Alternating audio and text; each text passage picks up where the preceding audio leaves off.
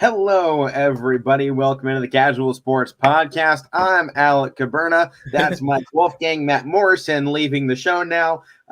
Mike, how's it going, man? You got your Cowboys in the playoffs this weekend, and I got a lot of sports going on. Been a hectic week, but made it through first week of classes. How's it going?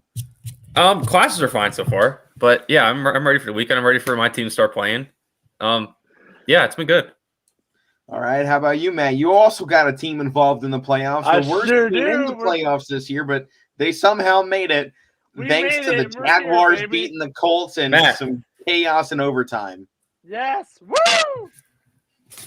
I couldn't wear them. I had to wear my team, but I had to have the way too. Mahomes, nothing. We're beating them.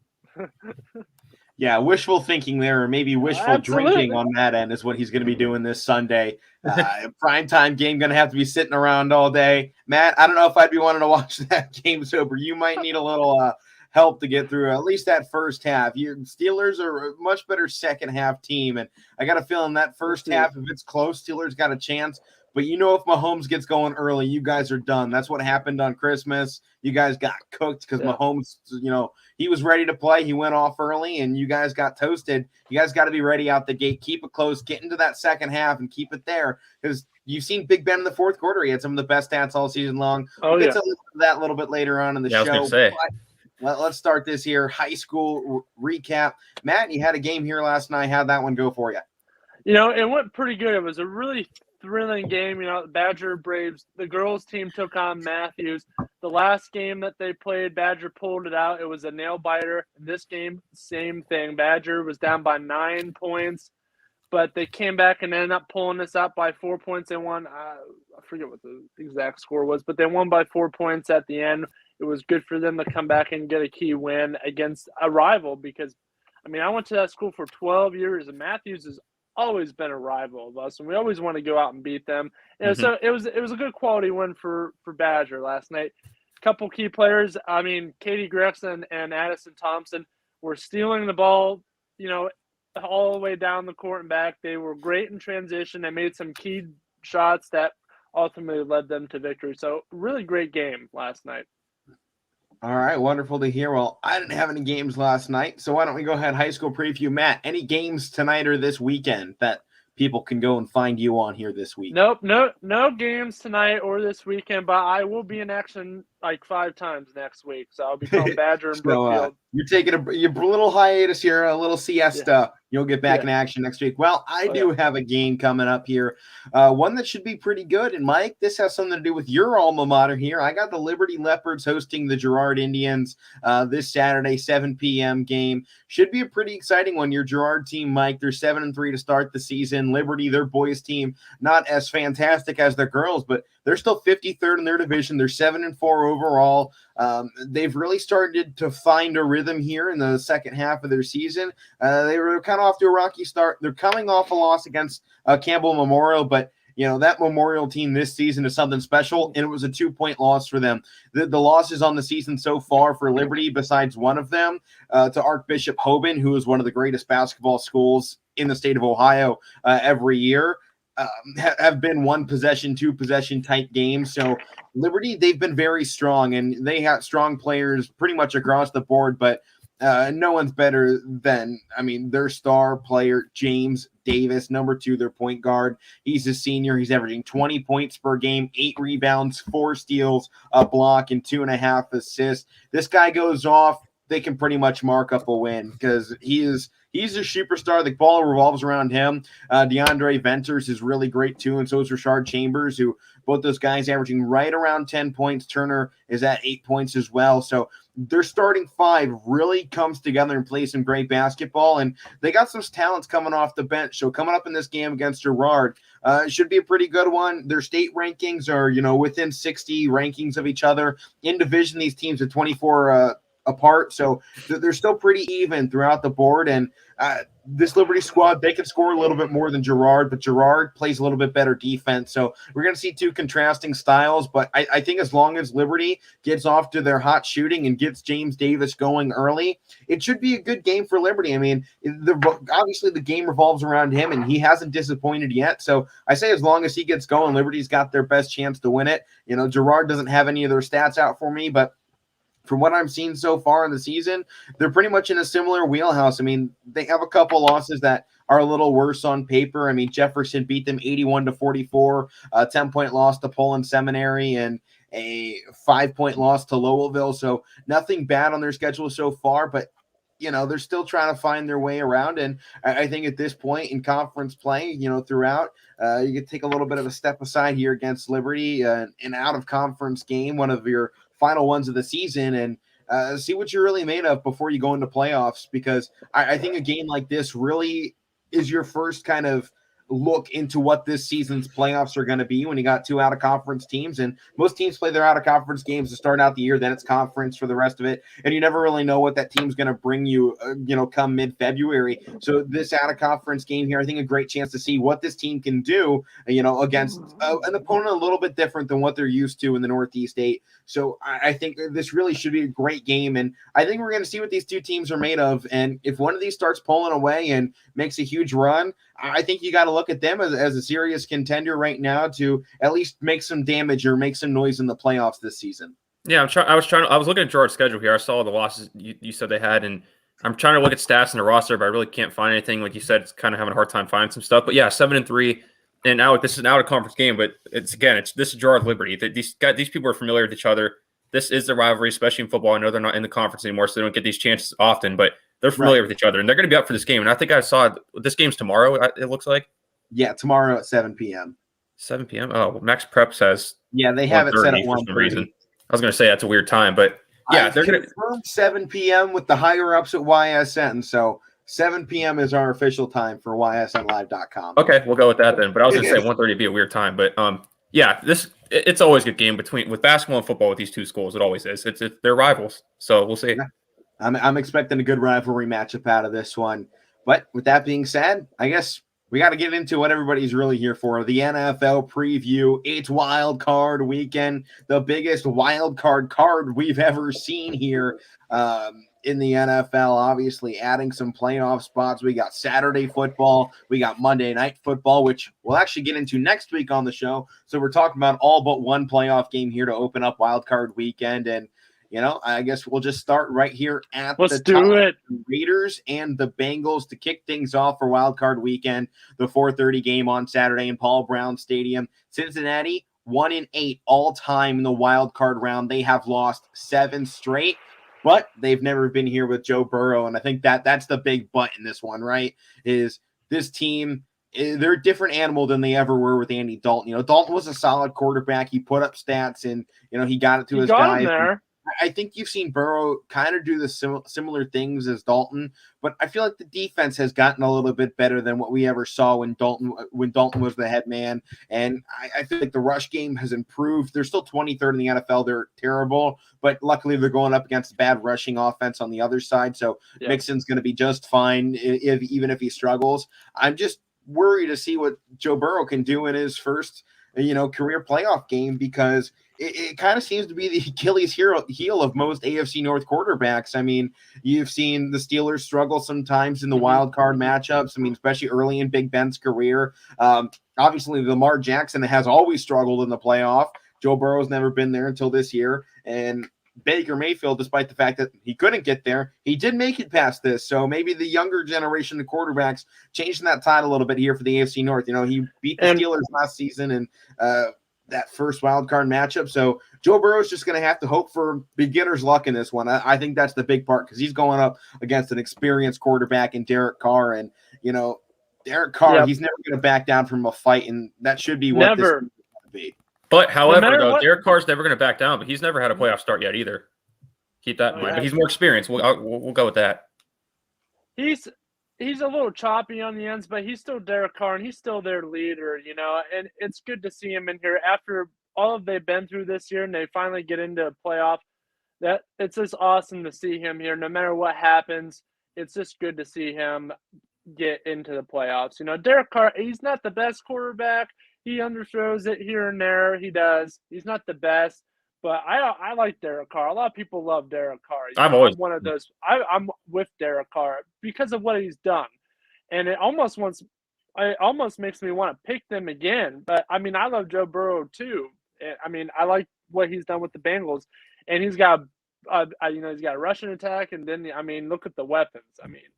One of the best skill groups Jamar in football. Chase, yeah. So I don't know. I really like what the Raiders have overcome this season, but their luck may run out here on Saturday, which I hope it doesn't. My pick today doesn't. I'm picking who I think is going to win. That doesn't mean I'll root for the different team. This game is actually going to be a hard one to pick because I like both of these teams. I like what they've done. I haven't liked Cincinnati in the past, but I've been a Burrow fan ever since he was at LSU. And I like the coach they brought in as well. Zach Taylor has done a great job rebuilding this after Marvin Lewis. This kind of basically pulled that team down for a long time. He was kind of like your old coach. What was his name for Dallas? Jason Garrett. Yeah, Jason Garrett. And they were just there way too longer than they should have been. They needed to leave.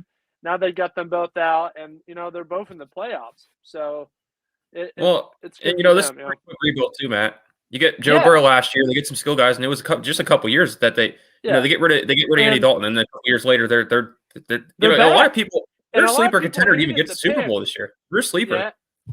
Yeah. They beat the Chiefs. They beat some tough teams. It's a legit, opinion to say, hey, they could make it, honestly. So you never know here what will happen in this game. It's going to be a good game. It might come down to the end with their kickers. You never know, but it should be a very exciting game. Derek Carr can pull stuff out of his you-know-what anytime he wants. So, well, guys, it should be pretty good. I guess that means we got to make our picks here. Who do you think is most likely to pick up that first win here in their first career wild card start? Joe Burrow or Derek Carr? I love the Las Vegas Raiders or the in-state Cincinnati Bengals? Matt, why don't you kick us off here? Oh, man. I don't know, man. I know you're freaking out over there, so I have to give it to you. I love the Raiders. I love the Bengals, too. I love Burrow, but Derek Carr has really led this team here. But they don't. Matt, you've been on the Raiders all year. You might as well stay with them. I know. I'm going to go with the Raiders. But I like what the Bengals have done, but I just want to stick with the Raiders, okay? I got to stick with them. Look what it's been working for you. Look what they've done. They have been through a lot this year, and they still make it. That they even made it to this point of the season. Right? Mm-hmm. And of course, it came on an overtime field goal from Daniel Carlson for this team. I mean, that was just the perfect way to end their regular season. You could say, though, with the Raiders and the Steelers, it's amazing that either of those teams are still in this position. Yeah. Both those teams especially. You almost want to see at this point the Raiders and Steelers match up because neither one of them really we're looking like a strong contender here, to finish out the season. The Raiders are the reason Pittsburgh got in. I want to see a thank you present from the Steelers back to the Raiders here in the playoffs. Like that'd be funny. That would be. All right, Mike. Raiders, Bengals. I've seen more I've been more confident with the Bengals this year, so I'm going to stay with them. I give the Raiders credit for getting here, Matt. They're one of the biggest stories. What they've overcome is one of the biggest stories in the league this year, and especially in the regular season. But I like what the Bengals are doing right now. They have one of the best skill groups, if not the best in the league. Joe Burrow, I know it's his first playoff start, but like I said, it's also Derek Carr, so that kind of is a scratch. I know Derek Carr is more experienced, but I got to go with the Bengals at home. I think this will be their first playoff win in like 30 years or something like that. They never won one with Andy Dalton, so I like them to get the first one at home. They almost it's definitely been some time, that's for sure, Mike. Yeah. Alek, who you got? All right. Well, in this game, you guys know I don't pick at teams to beat in-state teams.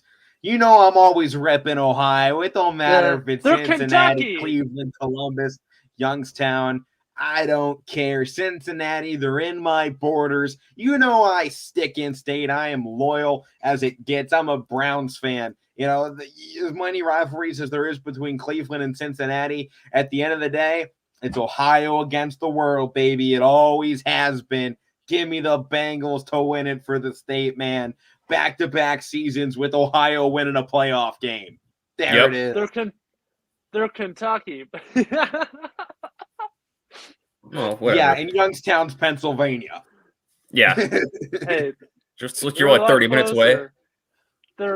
In that same instance, Cleveland should probably be Canada. Though. It's really close. The border's right. Toledo's there. Michigan. We're just giving away all our cities. All we have is Columbus. We're just one big area, Matt. Come on. Okay. Yeah, okay. Well, where's Kansas City, Matt? Where do they play? Missouri. Okay. All right. Next game up here for us.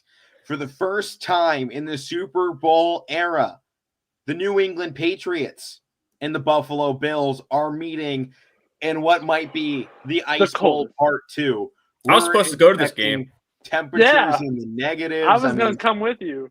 They're saying wind chill potentially -20 in this game. I mean, between this and the game up in Lambeau with the Packers, we're looking at two games that potentially could set records here for lows in the NFL playoffs. Obviously, the Ice Bowl, the coldest game in the NFL history, was hitting wind chills of -35, 40, and the Packers up in Lambeau next week is expected that. They're expecting temperatures a little bit less than that. I love it. Here for this New England game. Baby. And we saw what happened last time. There was crappy weather in Buffalo and New England was coming to town. I mean, it was ugly to watch. And you pretty much expect that again between these two teams, right? I mean, you're going to see the Patriots run the football a lot. They won doing it last time in bad weather against the Bills. Obviously, you're expecting Bill Belichick to throw a few other things out there, but the game plan overall should be very similar to what we saw earlier this season, guys. Yeah, it could be. I mean, Mac Jones isn't used to throwing it in the cold weather. I mean, the guy's from Alabama. So, he played in Alabama. So, I mean, they might just run it. They might just run it. He was also born in Jacksonville. They're going to run it more than 3 times, though. He was born in Florida, yeah. But they might just run it again, Bills. I mean, they're first in everything on the defense, so they shouldn't have a trouble this time stopping the run. Honestly, they shouldn't. They shouldn't. They didn't let that. I mean, they let that happen last time. They should be prepared for it this time, and get a playoff against their rival. You took the division, but now you have to beat them. You have to beat them in the playoffs. And I think maybe the one good thing for the Patriots, they pretty much have guaranteed road games throughout the entirety of the playoffs. They were 4-5 at home. They do not want a home game. They were 6-2 on the road. That is where they play their best. Obviously, the Bills were good at home. They were 6-3 in that department. But Matt, as you were saying, the number one defense across the board for Buffalo, and I mean, they were just phenomenal all year with whether it was offense. This kind of felt like the team to beat in the AFC for a lot of the years, whether there was ups and downs throughout the year. You always kind of felt in the back of your mind that this was a team you had to watch out for. And here we are. And I feel like you come into this game, I feel like the Bills might be the underdogs just because this is a team in the playoffs that has every time they've gotten there, they have failed at some point. And you just kind of feel for Buffalo right here in this game, especially going up against their division rivals. I mean, all you want to say about, the passing of the torch between teams here and, taking over the division. And it was kind of a back and forth all year long between the Patriots and the Bills. And there shouldn't be a better way of starting this than settling your divisional championship, basically, to start out the playoffs.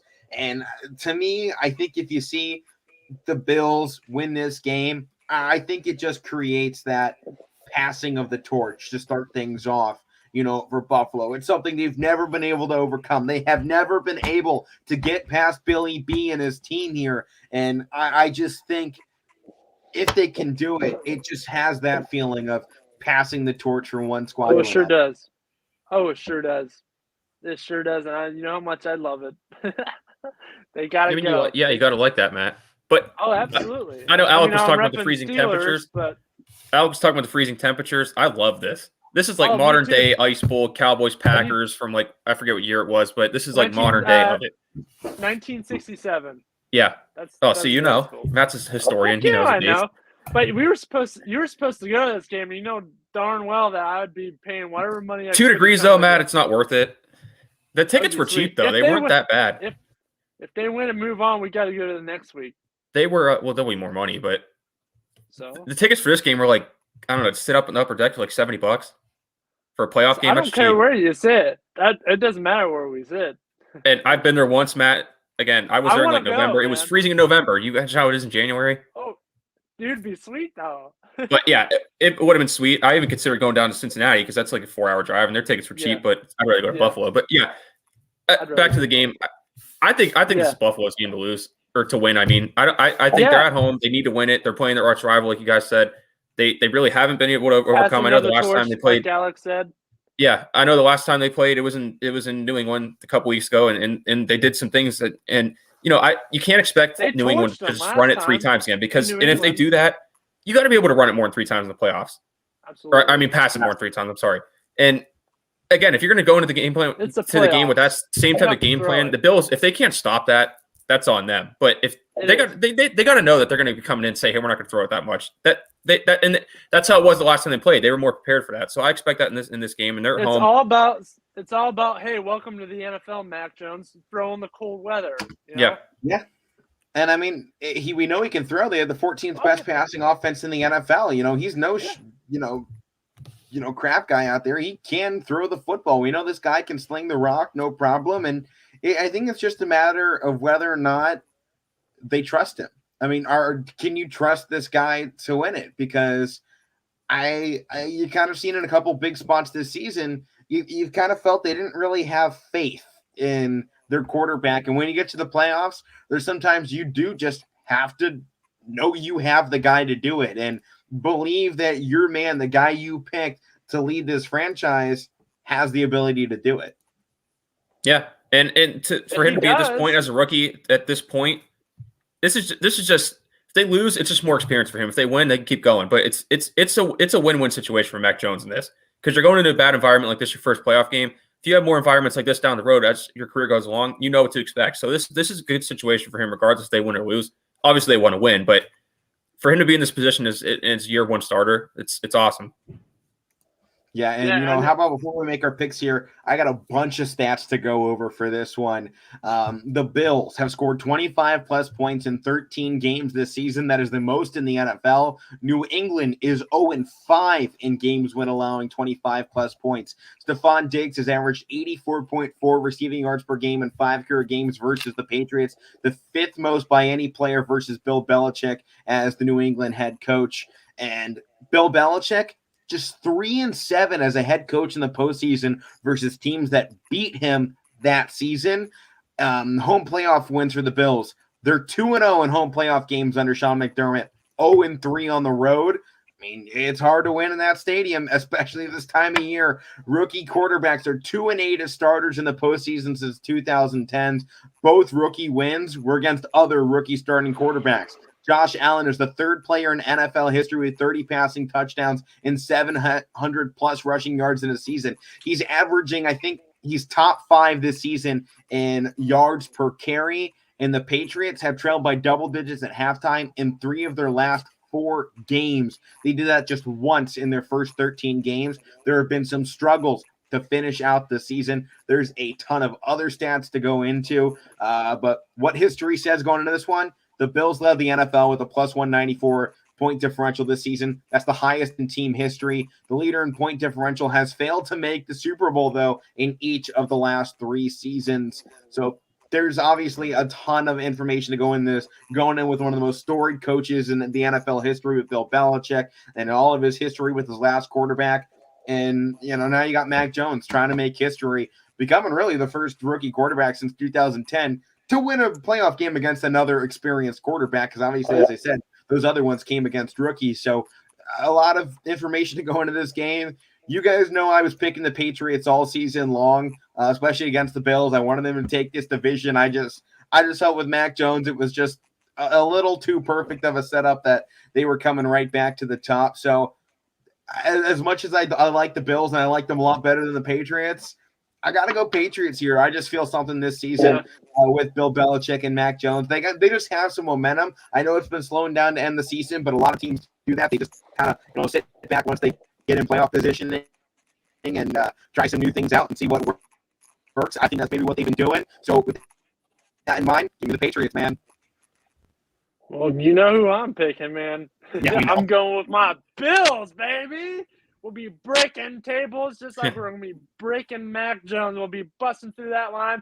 Ed Oliver, Milano, look out. Here they come. Here they come. Mike? Diggs got to go off, too. I guess I'll take it.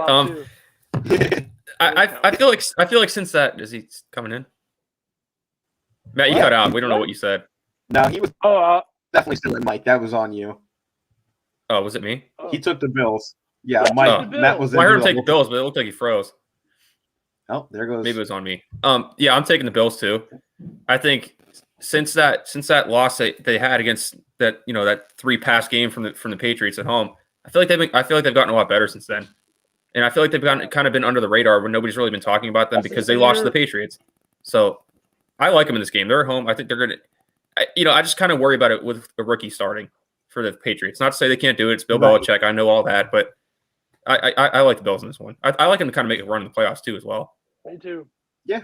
I mean, I think if they definitely get past the Patriots, they're one of my teams I definitely want to look out for. I'm just pulling the upset here. I don't want to go across the board a lot in the postseason because anything can happen. You knew that it's we too were much of a pick toss-up to just go guarantees. I mean, we were Matt and I were talking. Finish out the season. Oh, easiest pick in week 18 or whatever it was Green Bay versus the Lions, and the Lions were on freaking winning. And I was like, are you freaking kidding me? So I'm not taking chances going across the board this time. Let's change it up a little bit here. So next game for us, I got 1 Patriot, 2 Bills over here. And the next one, kicking things off on Sunday, our 1 p.m. game. The number 1 rushing offense in the NFL versus the number 1 passing offense. We got the Philadelphia Eagles and the Tampa Bay Buccaneers. I definitely didn't forget both of their names as I was about to say it, but this should be a really fun game to see. I mean, Jalen Hurts has kind of just been running around all season, and quarterbacks ages 25 or younger are 2-11 all time versus Tom Brady. So I don't think Jalen Hurts has exactly a great shot in this game, especially not with the fact that the Eagles have not beaten a single team that's in the playoffs all season. They're 0-6 in that department. But, I mean, the last matchup between these two earlier in the season, it was a 6-point game that Tampa won, so I definitely think it's winnable. I mean, you have a better defense on the side of Philadelphia, but that passing offense, Jalen Hurts is going to have to be on the money for this game in order to win it. I mean, I think this game, as much as it's been a rushing attack all season for this Philadelphia team, it lies solely in the arm of Jalen Hurts to win it. And you know what? I think this game, or the environment it's going to be, and it looks like it's going to be rainy in this game. They're expecting some thunderstorms in the area. Not thunderstorms, but some heavy rain. So I think that kind of favors the Eagles because we know that's their game. They like to run the ball, and their rushing attack's one of the better ones. Mike, to your point there with that favoring the Eagles a little bit because they run it, Tom Brady has never struggled to throw the football. I know. I understand that. I know. That's the one part of it is like, as much as you want to talk about weather, this guy played in New England for 18, 20 years. He's going to be just fine with that part of it. I maybe to your point here, I'm talking about with Tampa's defense because they've been struggling a little bit. That's what I mean. I don't question anything with Tom Brady. That's not what I meant.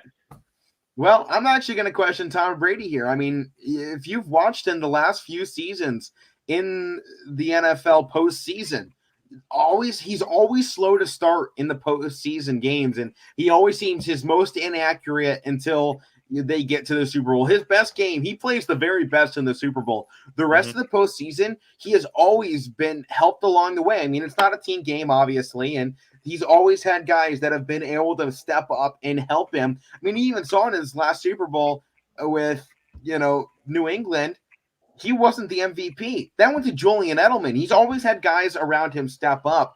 I want to know who's going to be the guy to step up this time because Tom Brady has always needed somebody else to kind of be the guy in the playoffs.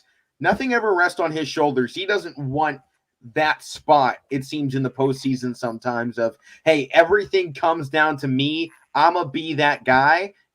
At least that was how it was in New England. Last season with Tampa Bay, it kind of felt like a different story. It was just kind of a storm through the postseason, storm through the regular season, and they walk out champions. I mean, it was more of a coronation than it even was a Super Bowl last year. And I just feel this season it's a little bit different for Tom Brady, especially with the AB situation.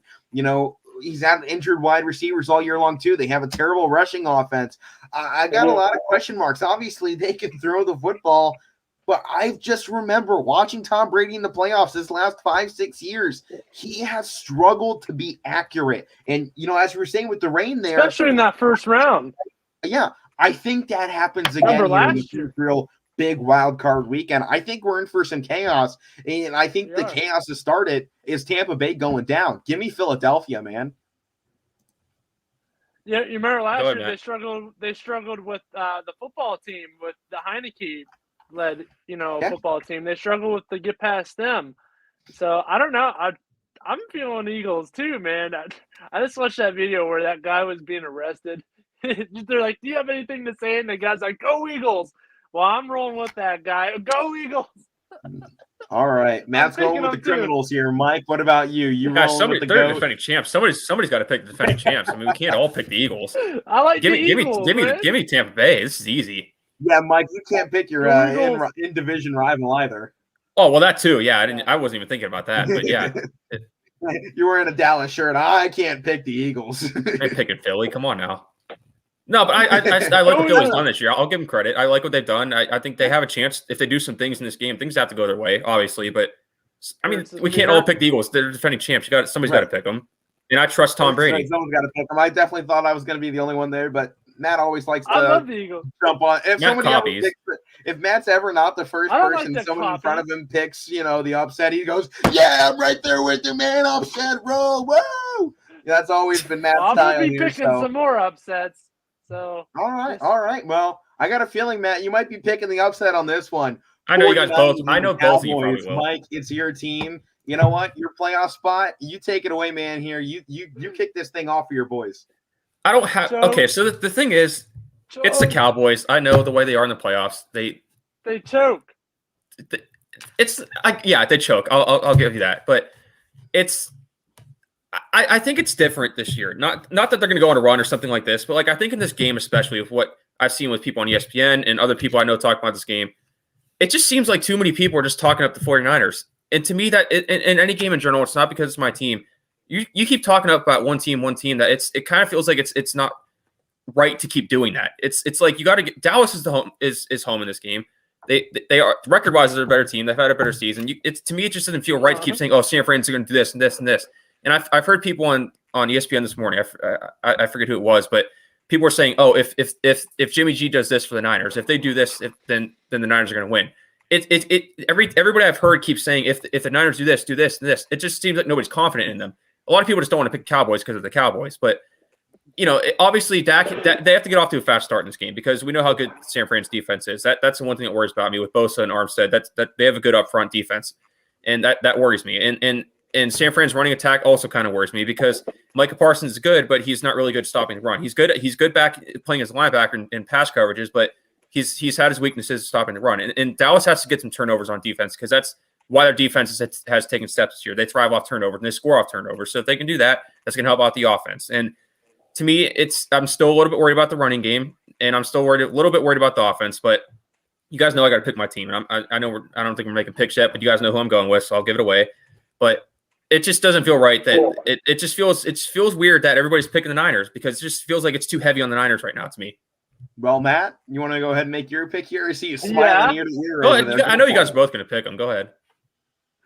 Actually, I'm going with the Cowboys here. I fooled you all. I'm going Cowboys. Niners just got lucky to get in there. Yes, the Cowboys have choked in the first round before, but I mean, I feel like it's I got one more point team, too. Honestly, yeah. All right. Go ahead. I feel like the Cowboys have changed a little bit. I feel like McCarthy. A lot of people hate McCarthy. Mike, I don't know if you were too hot on him. I'm neutral on him. Yeah, but I mean, he's brought in. And he's given them a better chance to win than Jason Garrett's ever had. I mean, Jason Garrett got them to only one divisional round where, I mean, they should have won because Des Bryant did catch that ball. But, I mean, I feel like with McCarthy there, it's not going to come down to plays like that. They can score more and they can get ahead, so it won't end on controversial plays. So I got to go Cowboys here. Niners, yes, they're hyping them up. They just squeeze in and they're like one of the Cowboys' biggest rivals. I mean, I'm sure your dad hates the Dwight Clark catch in the end zone where the Niners beat the Cowboys. I know my dad did. So I mean, everybody's hyping up on the Niners because of the history. To my point though about how it's being hyped up, everybody keeps saying, "Oh, this is the worst possible team the Cowboys could have hoped for in the playoffs." That doesn't make any sense to me because nobody's safe to play in the playoffs. It's a playoffs. It's a one-game playoff. So any team that would have played would have been, difficult. You could have said like, "Hey, this they don't want to play this team." That's another stupid argument to me. Yeah. Well, I guess that leaves me. Yeah, we know who you're picking, you meathead. Yeah, you do ya? Yeah. Okay. Well, let's test that here. Jimmy Garoppolo. Everybody knows how I feel about Jimmy G, one of the worst quarterbacks in the NFL. He's got a pretty smile, but his throwing arm is atrocious. He's worse than Baker Mayfield, in my opinion. But, man, this defense, they got let him go. Let him go. And you know what? I'm taking center stage here on this one. I'll let you guys do it, too. I'm taking it a little bit here on my own. You just see these two teams coming into it, and really, I feel like the record for the 49ers doesn't really tell their whole story for the season. They're 10-7, but you look at them, 7th best offense, 3rd best defense, 12th in passing and 7th in rushing. I mean, can you really tell me that you think the 49ers have a strong rushing attack? It was kind of like the Eagles in that last one, right? I mean, you saw really no solid running game all season for this team, and here they are with the number 1 rushing attack in the NFL. And I feel like you got a similar thing here with San Francisco. A fun one here. The last 4 times the 49ers and the Cowboys have met in the playoffs, the winner went on to not just play in the Super Bowl, but win it in 94, 93, 92, and 81. And you guys know I love my Ohio ties, man. The Bartolo I was just going to say that. All over this university, all over this city, all over our shopping malls. I called. They got a headquarters and they got the Bartolo banners hanging up in their arena or up on the jumbotron that they got hanging on the walls. This team was, practicing on our football fields here at Youngstown State just last season, and Dallas is one of the most disappointing teams year in and year out because they got one of the youngest, most talented rosters that you could possibly ask for in the NFL every single year. And it seems like they're always the biggest letdown. Every time you go, oh man, Dallas, they're giving me hope this year. I don't do that. You just come crashing down to the ground. And just something about them. They're always trying to disappoint everybody in the world. And, 49ers have won 7 of their last 9 games after starting the season 3-5. And the Cowboys, they've been a great team this season, too. They're 3rd team since 1960 to lead the NFL in total offense, scoring offense, and takeaways in the same season. The last 2 teams to do it, 1975 Buffalo, 1971, again, the Cowboys. George Kittle might be the best tight end in the NFL, but Dak Prescott might be actually one of the best quarterbacks in the NFL. Thank you. About him, but he always seems to perform at a high level no matter who he's going up against. And kind of as I said a little bit going into it last week with Trevon Diggs, he's he's the new generation of cornerback where he's not going to have the highest grade going up against guys. He's going to give up touchdowns. He's getting those takeaways. And what do we always talk about the most when you talk about playoff games? It's just get the takeaways. Takeaways win games. Defense wins championships. And, as much as San Francisco has a great defense, I think the personnel for the Dallas Cowboys come out to play in this one. They've been 19th on the season. I think they're going to play like a top 5 defense against Jimmy G. I think Jimmy G gives 2 interceptions. I think the team runs for probably 185 yards for San Fran. And I think Pollard and Zeke probably have a struggling day. They go for about 135 in total. But I think Dak Prescott goes off. He goes 350. Jimmy G, he's probably around 225, 2 interceptions. I'd give him 2 touchdowns as well. Maybe a rushing touchdown on the ground for them. I'm taking the Cowboys in this game. I like them better. I think San Francisco is totally overrated. Jimmy Garoppolo is a terrible quarterback. It's horrible. Moments. But yeah, he might be in Pittsburgh next year. The last time the 49ers God, I hope not. Super Bowl, their rushing game carried Jimmy G. And when they had to rely on this quarterback to win a game, he overthrew his man by 15 yards. He had a wide open receiver streaking down the middle of the field, and he couldn't hit him to win the Super Bowl. I'm not counting on this guy to win a playoff game, let alone scratch my own ass. Give me Dallas. Well, you know what, though? To your point, though, about how Dallas normally – that was funny. I'll give you that. To your point, though, about how Dallas is disappointing, which I totally agree with. I know this more than you guys. But, why? Another reason why I like them in this game, nobody's talking about them. Every time you don't talk about them, they do something. But when you give them all this credit and hype them up, that's when they fail. So that's another reason why I like them in this game. And if people keep flying them under the radar to make a run in the playoffs. So that's another reason why I'm kind of Let's confident. go Dallas, man. Get my Buckeye Zeke a championship.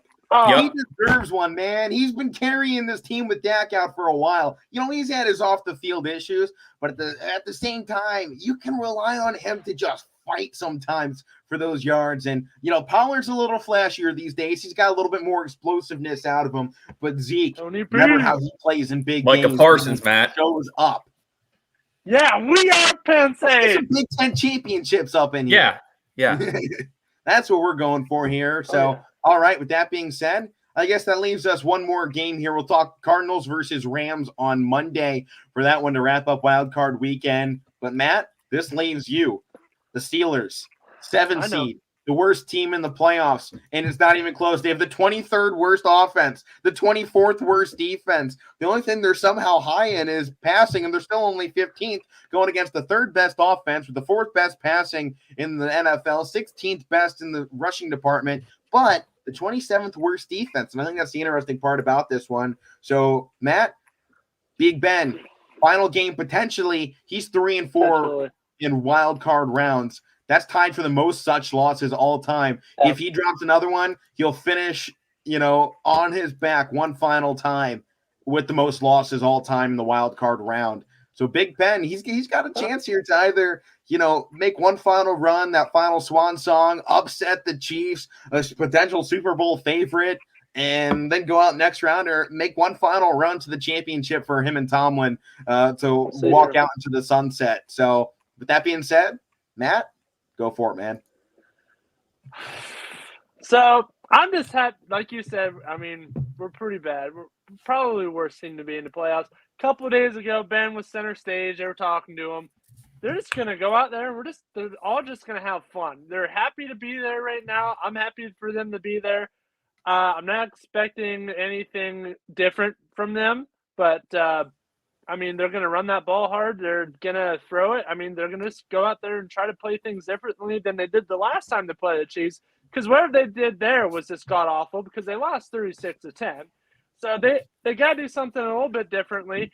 But I want to talk about something here just real quick. Big Ben, he's poised to break a couple records in this game. He's just about, what is it here? He's about 16 yards from passing Joe Montana and 99 yards from passing Brett Favre on the all-time playoff passing yard list. He has 5,757 yards in 22 playoff games. So he's most likely going to pass one of the greatest of all time, Joe Montana, on that list in this game, win or lose. So he could be breaking some records in this game, which would be pretty cool to see, But, I mean, Najee Harris, I mean, 1,200 yards over the year, not the best run average. What was he averaging now? Overrated. 3.6 yards? Yeah, I think he was 41st in the NFL in yards per carry. Yeah, so, I mean, he's a hard runner. He can take a couple guys with him, but he has to change some stuff. And, that goes with the offensive line as well. So, create some holes for him to run through and, give Ben time to get to his key guys. Juju did return to practice. Probably won't play in this game. They'd have to take an upset for him to play in the next game. So we'll see there. Deontay Johnson has been filling the void quite well. Ray McLeod is rolling this season, man. Yeah. You guys found your number one guy with Deontay. Oh yeah. Ray McLeod, though, honestly, I don't know what's going on. I think they should give James Washington more reps than Ray McLeod. But if they get Juju back, that adds Juju to Deontay Johnson and Pat Freiermuth and, as well as Chase Claypool. So maybe it would calm down, Ray McLeod a little bit. He's not one of their top guys. Yeah, he made a big catch last game. But, I mean, he snagged that off the ground. He dropped a couple big passes, and he was just there. He was wide open. He can't to make that catch. I don't think he can make catches when he's being pressured. He wasn't even pressured during that. He was wide open. So, but James Washington, on the other hand, can make big catches when he's being tested. I don't know why. They're gonna let a true gem walk out the door. That's what they're gonna do, because he's gonna leave. He's gonna go somewhere where they're gonna give him more time playing. I think they're wasting his time right now, and I don't agree with that at all. But I mean, you know who I'm going to pick in this game? That I've been rolling with my Steelers all year. I'm going to stick with them to the end. So I'm Well, yeah, going it's your Pittsburgh. team. It's my team, and I can't stand Patrick Mahomes, man. You don't like Mahomes? Yeah. No, I don't like Mahomes. Sometimes, most of the time I like him, but sometimes I could see why you don't. He pisses me off. He's like Steph Curry when we used to play the Warriors. Oh, yeah. Right. You know, he's so good that you respect him, but at the same time, I can't stand you for doing that crap in the middle of a game. You know, it's just stand him when I'm the sitting. sidearm passes, throwing it over his back, doing whatever, and it always he chews seems on to his work. mouthpiece. He chews on his mouthpiece too, like Stephen Curry. I don't like how he waves his players. They're like, "Come on, come on!" Listen, you're not their boss. Like that makes me mad. He kind of is. But he's the boss of the offense. I know, but it's just it's ignorant. All right, Mike, what's your pick here? I'm interested to see which way you flip on this one: Steelers or Chiefs. We're running out of time here, so just make the pick here. Oh man! Oh, you don't want nothing. You know something. You talked about holding that Mahomes. Fryer move jersey up just a little bit ago. Hold on a minute. You talk about with Mahomes, flipping stuff around. I feel like earlier in the year, he's gotten away from turnovers, compared to earlier in the year, but that got him in trouble with some games. That lost him some games. I feel like if he gets like that in this game, because I feel like they're going to play with a lot of pressure on him because they know the Steelers have nothing, nothing on their shoulders to play for. They're just here. They're just going to play. If they win, they win. If they lose, they lose.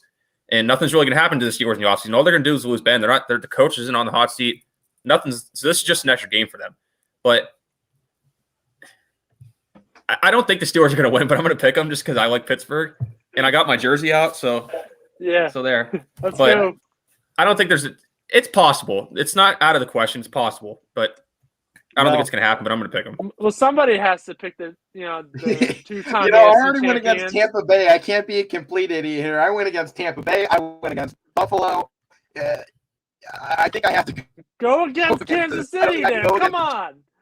As well, man. They're a really solid team. Their defense is much as that rating is still terrible from the beginning part of their season. They really turned it around in that second half, especially down the stretch. Their defense improved a lot. Mahomes fixed the turnovers. I'm still concerned about their run game. I think they need to get back into that a little bit more, especially in the postseason. We know how important running the football is, and I think that's where the Steelers do have a little bit of an edge. I mean, they've come in really asserting the run game. I mean, Najee Harris is second right now in the NFL in rushing attempts. That's why he's so high up on the board in terms of rushing yards. He's not busting out big ones. I think his longest one of the season was 30-some yards, which was behind, I think, 5 or 6 other quarterbacks in the NFL, and he's a wide receiver. I mean, there was a safety with a longer run than him on the season. He's not a big break back, but he can get some explosive carries here, and he's consistent. So I think that's muscle his way through, too. That you actually see an advantage offensively towards Steelers.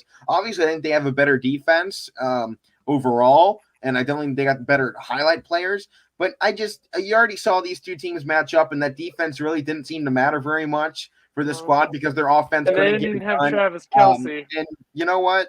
I think I took the Chiefs against the Steelers in that game last time. I'm going to roll with them again, and maybe we'll see if things change up. But I'm taking the Chiefs here. They're one of the Super Bowl favorites. I can't, ignore all of them here in the opening round of the playoffs. There you go. With that being said, I got the Chiefs. Let's move on here quickly. NBA preview: LA Lakers versus the Denver Nuggets. Matt, go. Nuggets. Mike? I got Nuggets as well. We're going Nuggets across the board here. How about the Dallas Stars versus the Panthers in the NHL? Panthers, but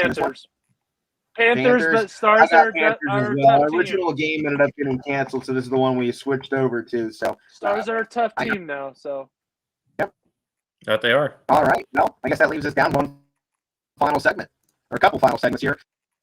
College basketball preview. We got a few to fly through here. West Virginia 13-2 going up against Kansas, who is also 13-2. Can West Virginia pull the upset? Mike, start it off. West Virginia. West Virginia. Huggy Bear. Go West Virginia. Mike, did you take Kansas? No. Oh, okay. You took West Virginia? Yeah. Okay, cool. I'm taking Kansas this one. Sorry. You cut out there for a second on my end. I I'm taking Kansas here in this one. They're the favorite. I think they're a really talented team. Next game up, Texas Longhorns, Iowa State Cyclones, top 25 matchup. This one on Saturday, 2 p.m. You guys know I've been high on Iowa State, but they've kind of been slipping back down, lost 3 of their last 4 against good teams too. I think Texas coming in with a little bit more momentum, but I say screw it. One more time, give me Iowa State. Iowa State has a bounce-back game. They beat Texas.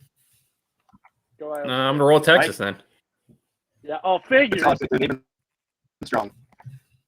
No, they're a good team. It's not going to pick in some crappy team. Yeah. Next game up here for us actually got canceled. We were going to talk UConn versus Providence, but that game just got kicked in the bucket. The Friars having COVID problems here. So moving on past that, Arkansas versus LSU. Give me the Tigers. It's 15-1 already on the season. No, they lost to Auburn. Auburn's really good, but give me the Tigers. Mm-hmm. Yep. All right. Well, leaves us one more. Alabama, the Crimson Tide. They dropped it to Auburn. Now they hit the road once again. Alabama's taken a lot of L's recently, man. And Mississippi State might hand them another one if Shackelford can't get things together and wrap his squad up. I'm taking Mississippi State to pull the upset here. Alabama's been allowing way too many points defensively, and the offense hasn't been able to catch up. Give me Miss State. Give me Bama. Ooh, give me Bama too. I want Bama too. All right. One man standing alone against the upset here. With that being said, guys, I guess that leaves us down. Highlight of the week. I'm going to go first on this one. My highlight of the week goes back to Monday when I wasn't even on the show until the last 5-10 minutes of it. I got to give my highlight to Matt holding down the fort on Monday, doing the whole show by himself. When I was sitting there mourning myself, dude, I can't get to the show. I'm in class. I'm like, I guess we're going to have to cancel. And Matt goes, no, not today, not in my house. And he took it over, man. Props to Matt. That's my highlight of the week right there. Thank you. Appreciate it. Yep. What about you, Matt? What's your highlight so far? My highlight of the week, the Jacksonville Jaguars upsetting the Colts to get my team into the playoffs. Probably the Raiders too. Yep. But you know, Matt, Jaguars. That game was on Sunday. I'm just going with the 3 games that are on Sunday. I'm going with the Steelers game because that was really good. I'm going with the I forget the middle game, but I'm with the night game too. I thought Sunday was gonna be a crappy game. Raiders versus Chargers was the night game. Yeah, I thought it was gonna be a crappy day of football, but it ended up being a really good one with 3 really good games. With the 49er games, what the other one I was talking about. But yeah, it was a really good day. 49ers Rams, yeah. Mm-hmm. All right. Well, Matt, you ready? I'm ready. All right. This week's Big Head of the Week. All right. This one is kind of tricky. So this is going to the consensuous votes of the fans, players, and coaches. You're all meatheads for not putting any of the defensive players of the Buffalo Bills in. Are you crazy? They rank first in points per game, first in yards per game, first in yards per play, first in yards down per game, and first on third down percentage. And none of them got voted to the Pro Bowl? They're meatheads. You got Ed Oliver among other great players on that defense, and none of them got voted to the Pro Bowl. That is unbelievable. Unbelievable. So the players, the fans, and the coaches, they're all meatheads for not putting any of the Buffalo Bills defense in the Pro Bowl. Yeah, I mean, that's definitely something silly, but, as Tom Brady once said, we ain't here for Pro Bowls. We here for championships. And yes, sir. I mean, we got their eyes on the prize. They don't care. The only thing the Pro Bowl is good for is a little incentive in your contract. And, a couple million. I know some of these guys got Pro Bowl incentives as well, which will be nice. But, I mean, if they're going to the Super Bowl anyway, you ain't going to be playing in the Pro Bowl the week before. So you can't get into the Hall of Fame, though, if you're not in at least one Pro Bowl, though, right? I don't know about that one. I don't know about that one. Never mind. I'll have to check. Head coaches don't make I guess they do make Pro Bowls, but never mind. They do. They do. Right. I forgot about that for a second. But that's going to do it here, man. Another week of the Casual Sports Podcast wrapped up here on ysnlive.com. Thank you all for tuning in once again for the conclusion of Week 18 here on the show. We're closing in on our Casual Sports Report anniversary here in a little bit. What's it now? 2 years since we started this? 2 years. Yeah. Because we started, January of 2020. So we're wrapping up, for us here. And obviously YSN, we're closing in on almost half a year here, which, surprisingly, it's gone by quickly. So thank you all for tuning into the ride so far. Power Hour coming up next. Make sure to tune in next week. We'll give you a little bit of a preview here, what's to come. As we got a few minutes left in the show till Power Hour will take over at the 3 o'clock mark. We got college basketball top 10. Should be a new number 1 coming in next week. We're going to reveal our way too early top 10s for college football.